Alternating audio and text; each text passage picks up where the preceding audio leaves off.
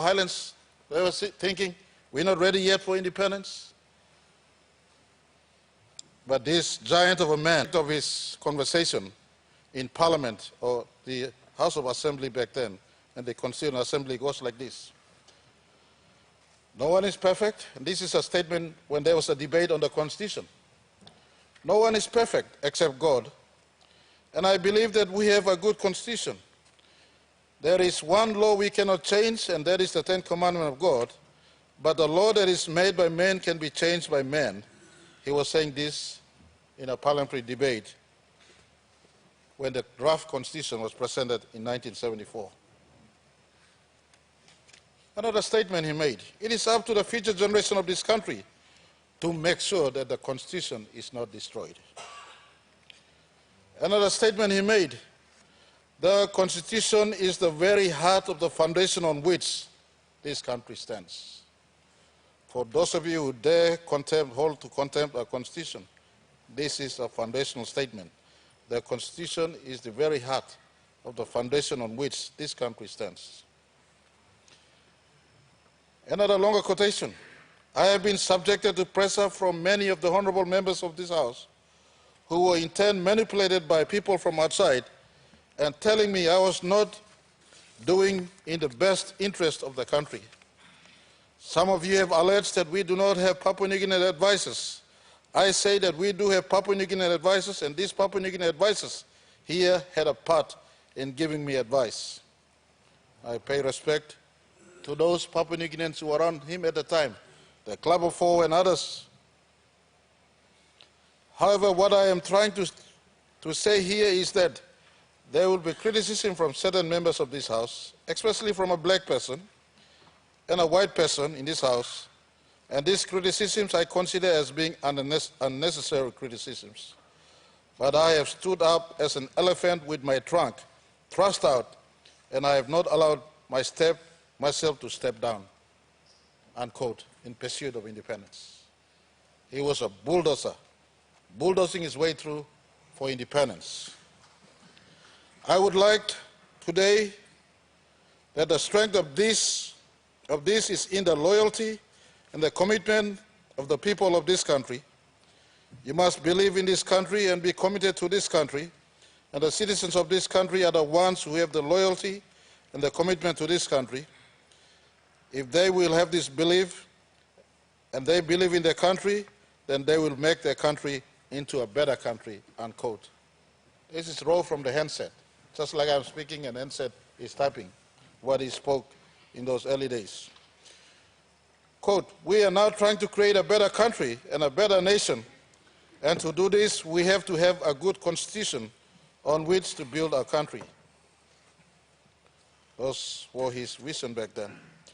Another quotation, it is our duty and responsibility as the Constituent Assembly to make the final decision as to the acceptance of the draft Constitution.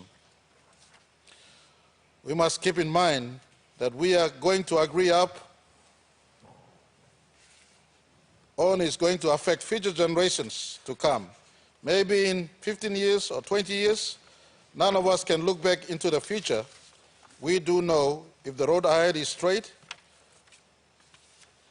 We do not know if the road ahead is straight, but it is up to this assembly to set the foundation upon which the stability of our future will be guaranteed. I do not want us to leave it to the future leaders to condemn us, present leaders, for not coming up with a constitution that is good for our country. Unquote. Another quotation, Mr. Chairman, I feel that all members of the Constituent Assembly are pleased and they will be speaking on this.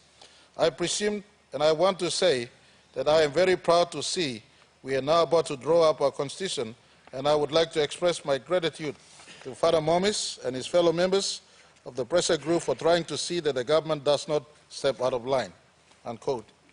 Another quotation, as I said, I wish to extend my gratitude to the United Party, the pressure group and other parties and the legal advisors who have taken in hand in establishing or creating a homegrown constitution for our country. This was approach they collectively took for making our country. And of course, he did presented the draft constitution to our country. Mr. Speaker, one of me talk, these are talk where me walking long, 73, 74. After I come up chief minister long 73, two play yartasol. Two play yartasol. Now you may take him some time, 10 play yard, 15 play yard, make him something we need to walk in the country. Mr. Speaker, 1975, Grand Chief, from what I read, was a strong-minded, strong-willed, determined person who was not pessimist, but optimistic about his country. In just 7 years, from obscurity in the 60s into leadership in 68 and in 75, our country was independent politically. Speaker, me privilege to law, me been sawalong Somare to, that me come inside long politics. I'm meeting go back lo life story blow me, long politics, 2007. Mr. Prime Minister, I may fly without proper protocol. One morning come up lotari, me plan already lo kiss him, I'm talk me campaign him candidate blow me. He walked by himself. One security blocken, Norman Bobby. Walk Mariblo National Alliance, Joyce Grant, only walk but come. They walked into the dusty streets of Thur and into the district office. And I was in my village and they said, the Prime Minister is already here looking for you. That was how humble this man was. I showed up 5 minutes or 10 minutes later, I apologized, and he said, don't you worry, it's all good. Campaign time, I'm here to campaign. Cut a long story short, I have many moments of contact with him at the golf course, in cabinet, times when he appointed me to represent him in various events. But one conversation with him that sticks out in my mind was a July political camp, 2007 political camp at Warangoi, East New Britain. First time me blogger remember he win, me play bung lo Warangoi in that political camp lo National Alliance, and making one blood talk. Me like, kiss him talk again, as put him go out long. Or one walk lo me, na me blogger long hare. He said, at 1975, with few university graduates, we delivered political independence. Today, I speak to you in 2007. Plenty lawyer, mi blatok when blood training, now you black up member penis. Plenty accountant, blatok when blood training, mi black up member penis. Plenty sawerman, you black up member penis. Today, me like you black walk on delivering economic independence in the country. For those of you who in this camp at Warangoi, you would have heard him speak. I took that very seriously into me. Because for me too, that was some of the reasons why I stood for elections as member for Thur. Mr. Speaker, members of Parliament, he was only 32 years of age, with no university degree, entered politics. Yet he moved mountains to deliver political independence for us and worked the last 49 years in his political life to assist us as a country to get to where we are today. My maiden speech conversation when I was given the privilege to be Prime Minister on 30th of May, 2019, if you read inside, in the core of my message is a message of economic independence for our country. That message stems from the Vision 2050. That message comes from the fathers of our country who gave us the 8-point plan in 1975.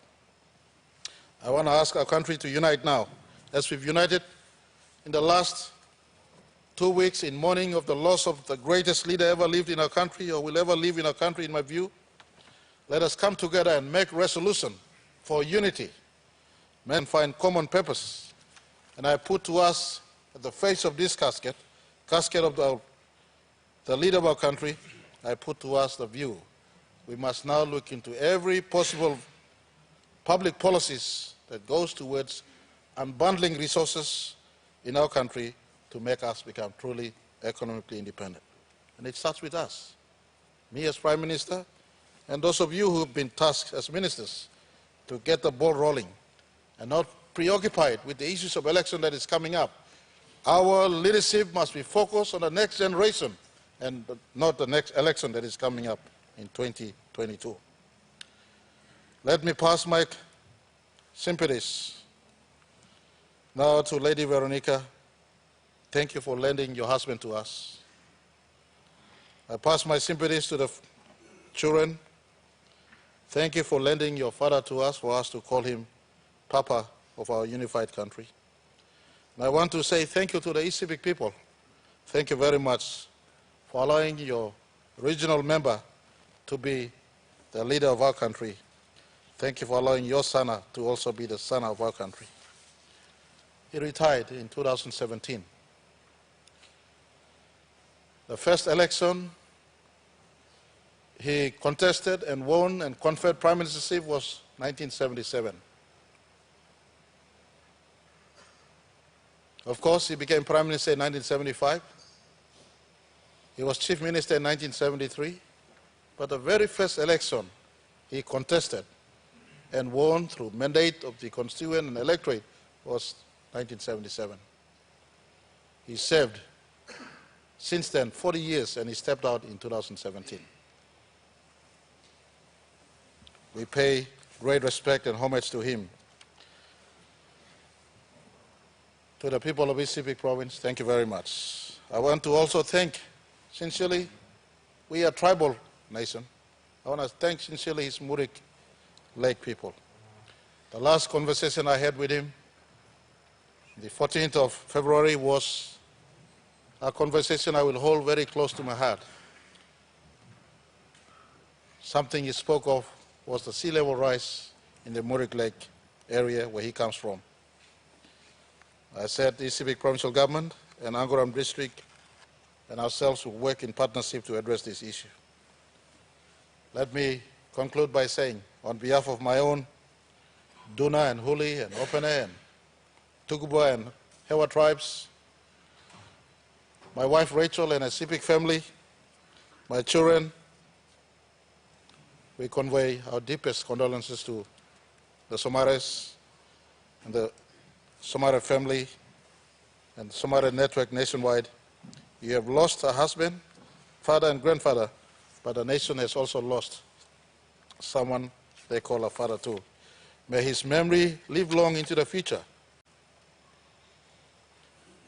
And we take comfort in knowing that God, the sovereign God who created him, the God of our country, has rested him from his life of toil on planet Earth. God gives and God takes.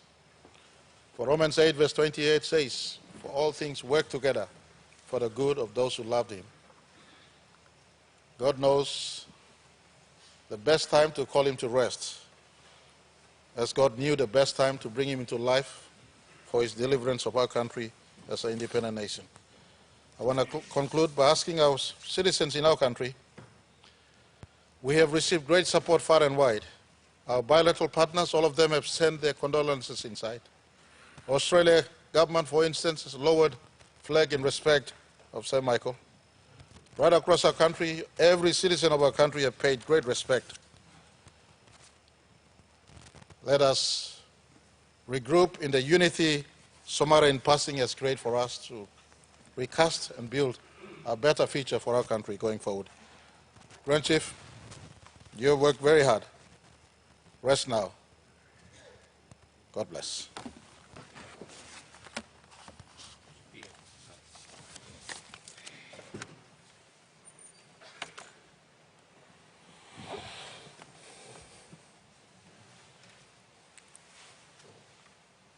The question is that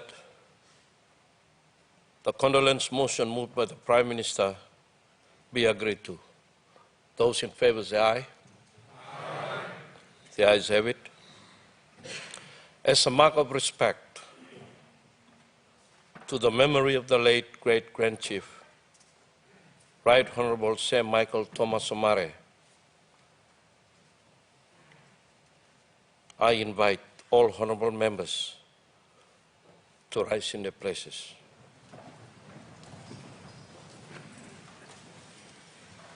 –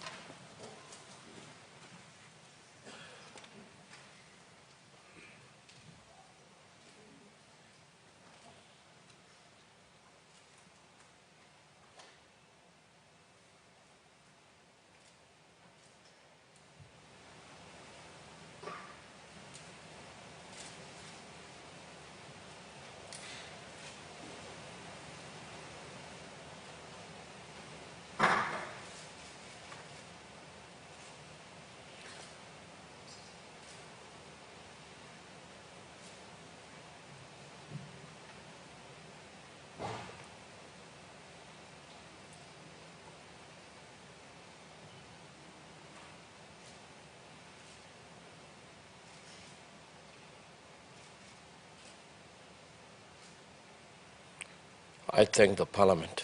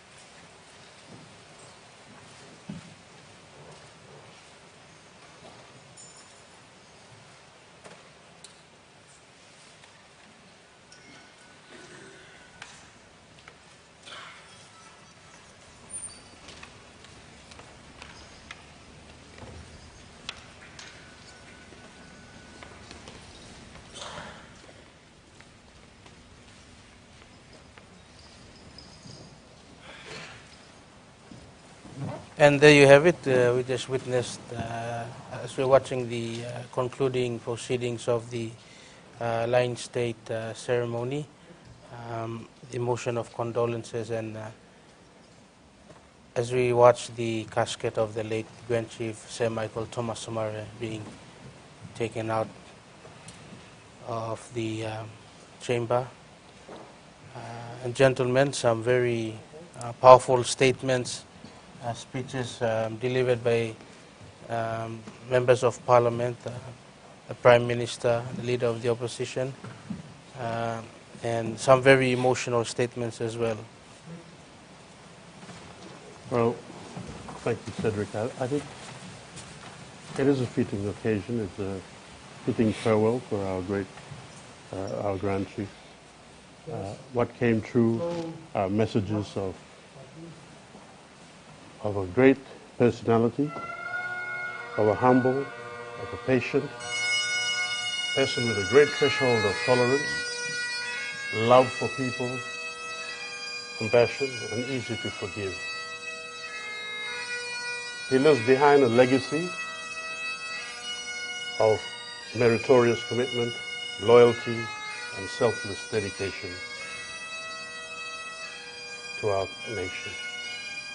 And his legacy must be enshrined in the annals of our history and take prominence in that history and be taught right throughout the country, as Honorable Governor of Oro has said, that this legacy and the principles that he embodied must be at least part of that legacy in all of our schools.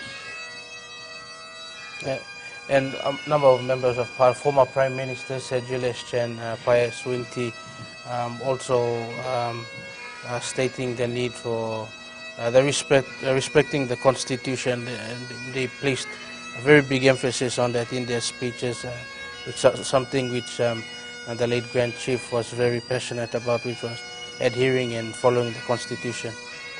You see, that particular aspect of it was embodied in the act that he took when he flew, even in his weak body, when he flew back from Singapore and went up to confront the Speaker, that he should take his rightful place in the chamber. and there were other events that followed. That was how he was, that he was the first architect and the defender of that constitution, which Honorable Governor Winky spoke so passionately about, and I think that's important for us to, and as the clarion call has been made, that people must start adhering to the separation of the three arms of the state and must adhere to the call of the Grand Chief. And if that is any way we should honor him, and that is we must stand in defense of the Constitution wherever and whatever time possible. And that's exactly it. And we now see the Scottish bagpipes, playing to escort this man for the final time out of Parliament.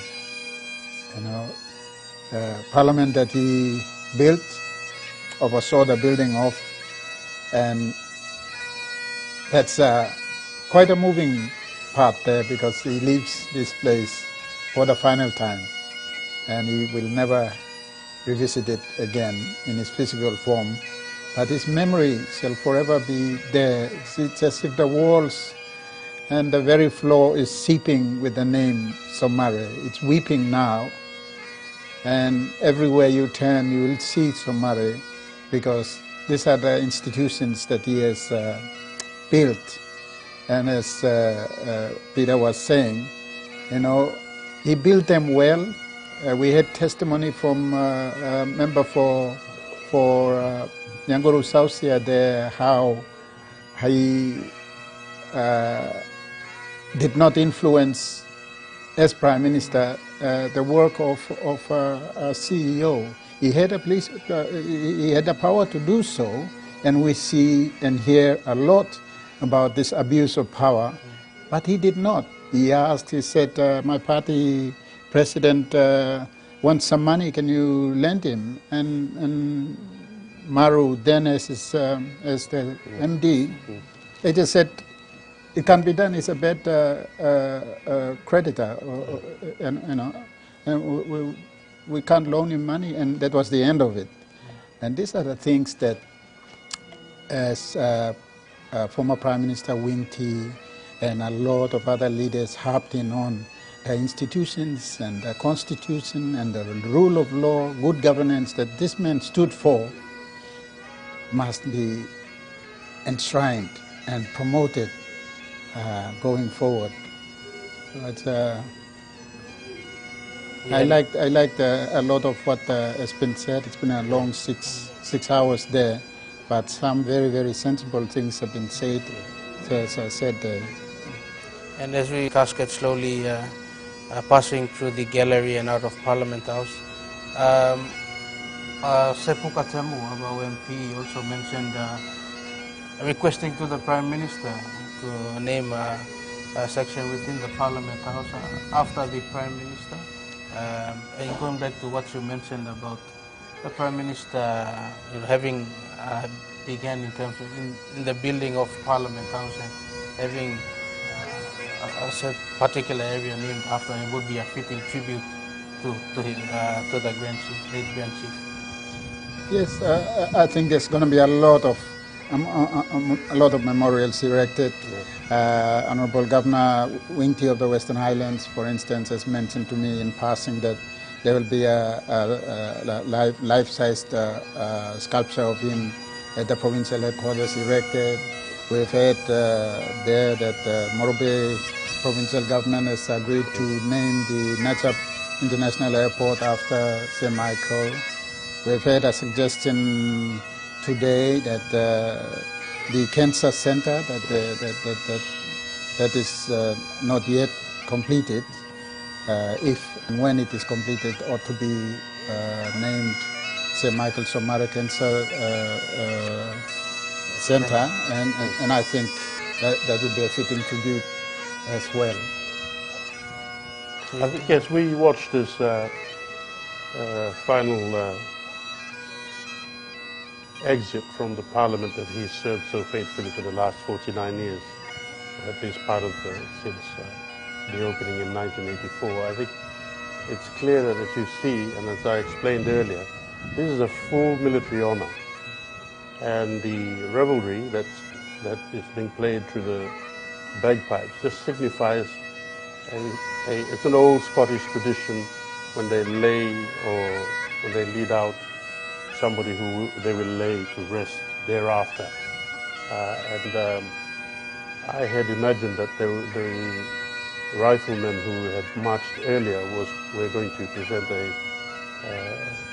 19-gun salute, but that did not seem to be the case, because this is his country, and at the same time, it is important to note that as a full military honor, they've got the police, the CIS, the infantry, and the naval elements all together in this, and the bagpipes are being done by both the CIS and I guess it's the 1 RPIR, Taruma Barracks.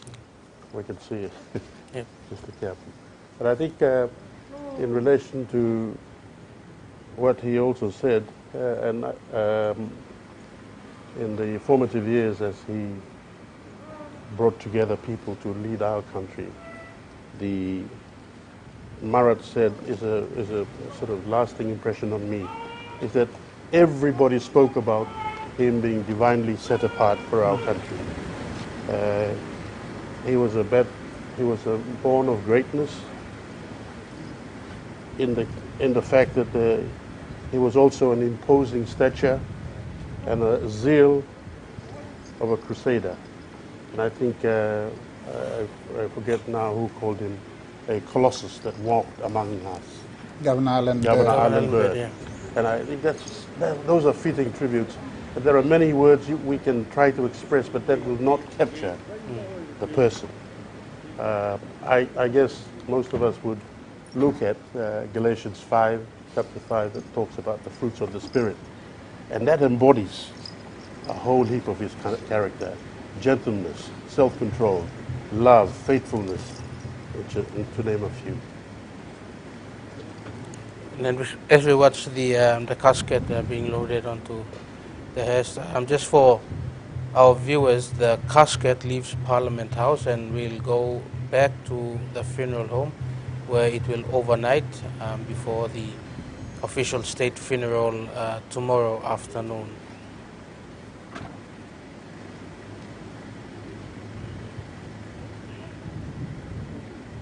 You see the pallbearers have loaded the casket already.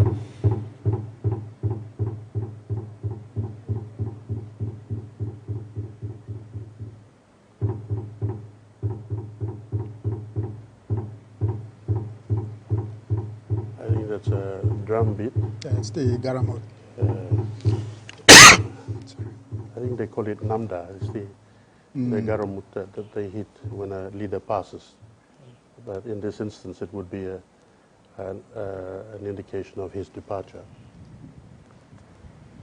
The family are lined up, and we can see his loyal, close protection officer who served with loyalty, and that's Ikonia Puki of Watam Island in the Eastern Province. In the occasions that I had, with the few travels I've had since 1991, he was always there. And one of the things that I realized that Somare trusted him with all his banking. He knew all the PIN numbers. But that's the kind of way he treated Ikonia, or we call him Puki. That was the way he always addressed him.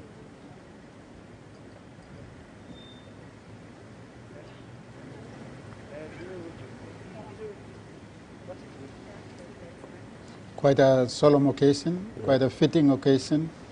Papua New Guinea has mourned its founding father well. There's been no violence right around the country that we have heard of. And now as he leaves Parliament for the final time, then there's the state funeral tomorrow at the Sir Hubert Murray Stadium. also a place well chosen because that is where independence happened. And the Australian flag was lowered and the Papua New Guinea flag was raised for the first time. It's a fitting place to pay our last respects. And then from after the state funeral tomorrow, he will then be flown home to the CPIC. There has been suggestions that he be flown to its provincial headquarters or at least one town in all the 4 regions of the country, but that has been decided against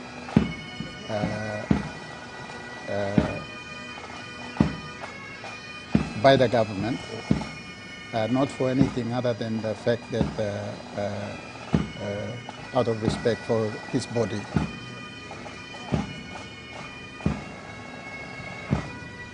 I think also the significance of having the final farewell or the open the public funeral in Sir Hubert Murray is where the lowering of a flag. I noticed also Northern Tamils in the crowd following the hearse.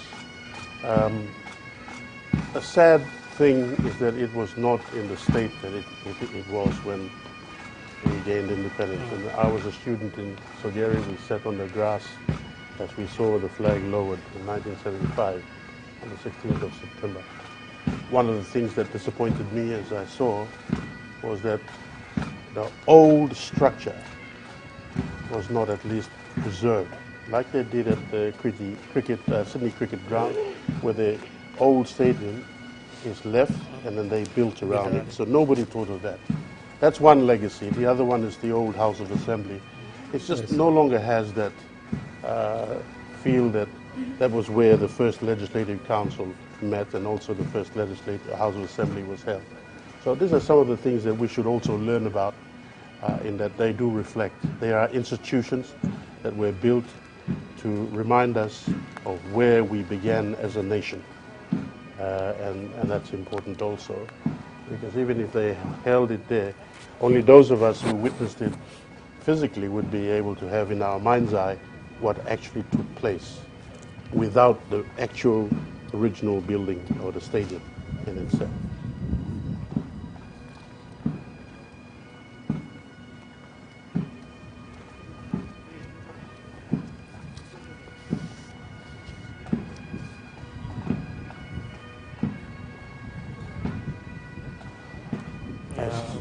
Sorry, go ahead. No.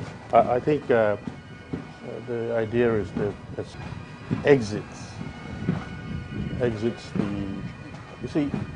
exits the Parliament gates. Then they will ask the families to all board so that they go the way they came. But if you note something, that the military is always at the forefront of it, because in all of the head of states or head of governments, when they die, the military always take that leadership because they are the first defender of the faith, and then they are followed by the rest. And it's, again, as I said, our security forces or our military and our security services are built after the tradition of the way in which the English provided, and that we must adhere to the fact also that the Queen is our head of state. And therefore, and hence, as you can see, the military takes leadership over the Guard of Honor and also, as much as possible, the pallbearer.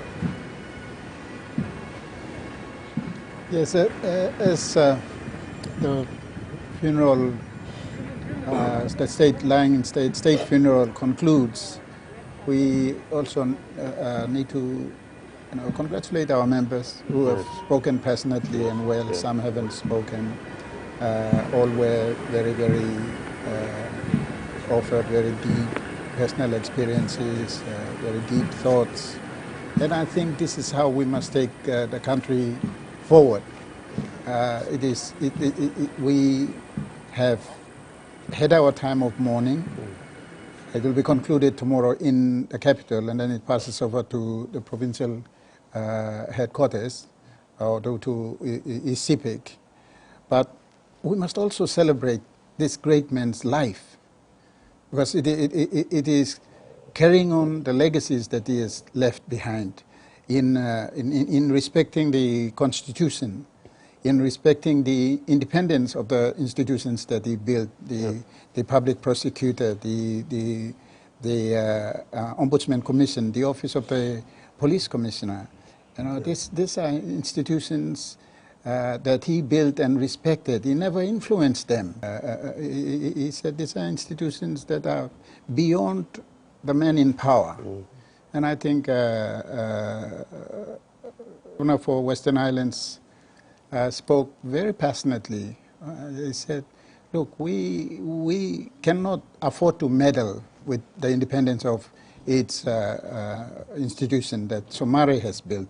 We should respect them. And that is how the country and the security of the country is built. The prosperity of the country is dependent upon respect for the rule of law, the Constitution, from where we get the rule of law. I think these are very important points that each speaker in his own way sought to express. Yes. I think this is important for us to take as the greatest lesson. The late Grand Chief envisioned for all institutions of Papua New Guinea. I think we just need to re-emphasize the separation of powers. And he defended it from day one until now. And then he would not want to see it diminished in its essence in terms of upholding it. And what Frank is saying on reflection of some of the sentiments that were expressed. What are we going to do about it? Do we allow this to just bring us together one day and then the next day that the onus and the responsibility is upon them to continue that legacy? Nobody will emulate him. He's a one-off wonder, as one would say. But the point of the matter is that he leaves behind values and principles that Alan Marat in his statement emphasized, that we should try to carry on that legacy, and that Chris Hivett also said that we should respect one another. And I think the importance is that that legacy, as I said earlier, must be enshrined in the annals of our history, lest we forget. Well said. And just for our viewers, the casket of the late Grand Chief Sir Michael Thomas Somare, once leaving Parliament, will return to funeral home. Will overnight, awaiting the state funeral, which will be held tomorrow at 1 p.m. And stay tuned, join TVWAN at that time. TVWAN will be covering that the state funeral, broadcasting it live. You can catch that broadcast at 1 p.m. Gentlemen, thank you very much for your time today. We hope to see you tomorrow again for the official broadcast of the state funeral of the late Grand Chief, Sir Michael Thomas Somare. From us in the studio, it's bye for now.